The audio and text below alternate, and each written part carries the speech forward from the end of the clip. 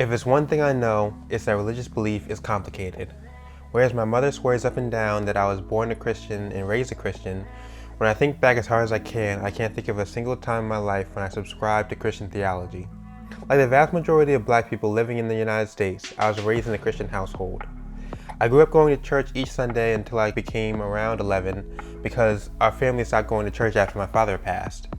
Even though I had never had a strong belief in Christianity in the first place, it was the death of my father that also planted a seed in me that couldn't be unsown. I started to question the problem of suffering.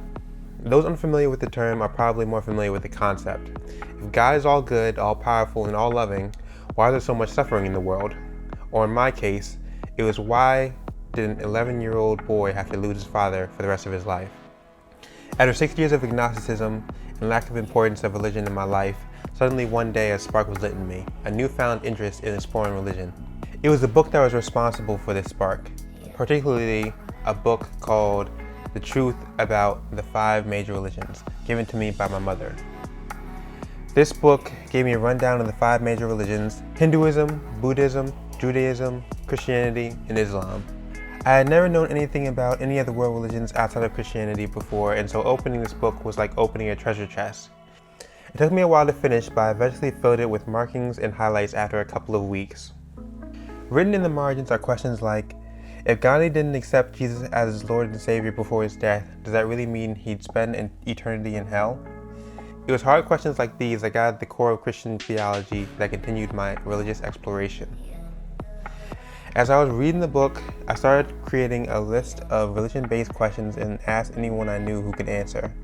My mother, brothers, stepdad, grandparents, friends, coworkers, whoever. What did they believe? Why did they believe it? I wanted to get to the core of it all. This desire for religious exploration continued throughout my college experience. After finishing The Truth, as well as the autobiography of Malcolm X, I concluded that Sunni Islam was most likely the faith for me, despite how little I actually knew about it. I mean, I could tell you a little bit about the history maybe a couple of tenets, but I had no idea what it actually looked like in practice. During a pre-orientation program, I was introduced to 2 incoming Muslim students who then introduced me to the Muslim Student Association, my spiritual home for the next 2 years of college. It was as part of the MSA that I learned the basics of Islam and found a new sense of community. Ultimately, I never converted to Islam. As much as I fell in love with the religion, I couldn't help but be bothered by the feeling of always feeling like an outsider by being a convert. Unlike the black church experience, which felt native to me despite my disbelief, in Muslim spaces I felt like a foreigner every time.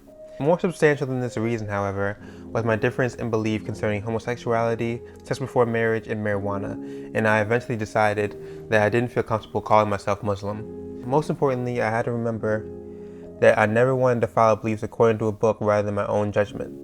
So Islam wasn't for me. It was this interest in Islam, however, as well as my decision to take a certain New Testament class, that made me decide to study religion as a major in college. Not only did I still have spiritual questions that I still wanted answered through religion, but I also wanted to understand how to understand religion from an academic standpoint. Ultimately, I wanted to become a religion professor, specializing in African American religion and mysticism. However, due to my fear and/or disdain of graduate school, I ultimately decided to go another path. Despite my decision to not become a professor, the more I began to study religion, the more I became almost obsessed with it. I needed my questions answered, but instead of spiritual or philosophical questions, my questions were sociological in nature. I wanted to know what people, particularly African American millennials, believed about God and religion and why. Was it trauma for Black Americans who fell outside of traditional boxes of Black religion and therefore felt like an outsider? I knew that Blacks were more religious than their peers, but millennials were less religious than their peers. What did this mean for Blacks unaffiliated with religion? Well, I concluded that they were able to find spaces both online and through media, including books, documentaries, and music, that would allow them to express their beliefs or see their beliefs expressed by someone else. All of these ideas poured into my senior thesis. Especially in the beginning phase, I was obsessed with my ideas and saw them progress every day. Because I was so interested in the topic, I naturally wanted to share my findings with others and knew that no one was going to read my 65-page thesis, except for maybe my mom. So I was convinced I would convert my ideas into video format and present them that way. While it was a good idea, the execution was poor and ultimately failed. For this reason, I put the project away for the longest time into the vault, the shadows. But recently, something again has been sparked inside me, something that I can't unspark. As of about a month ago, I began once again pouring into religious topics.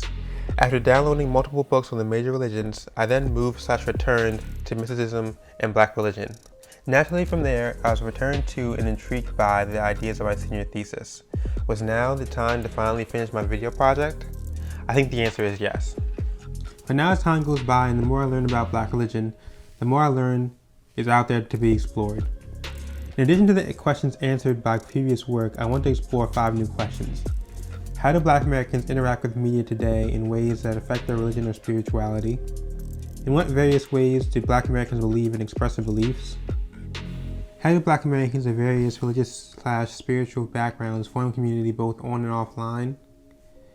How do black American religious and spiritual beliefs change over the period of one's life? And how is black religion being rewritten in the current moment? By answering these questions and more, I've decided to educate myself and hopefully some others along the way. Feel free to share these videos with anyone you think might relate or learn something new. Enjoy the channel.